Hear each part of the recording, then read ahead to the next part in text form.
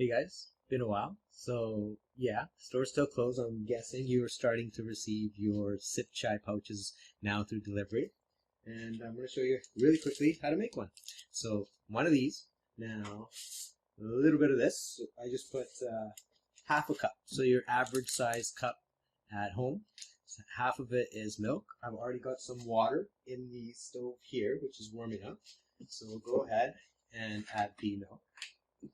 Now, you don't have to do any milk if you don't want to. There is a milk alternative in the powder, so you can do just water if you want. It'll be a little thinner and less sweet. There is sugar in milk, so the pouches are a little bigger. So I know some people have taken one of these and divided into 2 cups, but I like sweet. So I don't think it's still my sweet. I did tone it down. So yeah, just simply open up the pack. It tears perfectly and pour it on in there. Simple as that.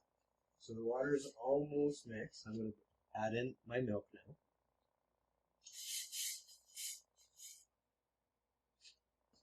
now. Alright, so there's nothing left in here.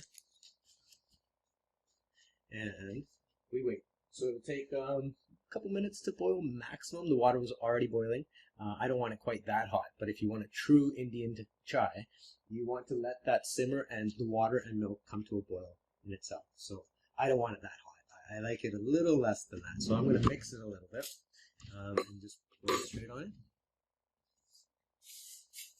Yeah, it's hot enough. You can hear it already sizzling there, and the water was quite hot. There's no need to strain anything. Just literally take it, pour it on in your cup, just like that. And you guys can enjoy. Have a great chai. If you like more, you know where to get it, www.sippchai.com. Thanks, you guys. Enjoy. And tomorrow we're going to show you how to make the masala chai.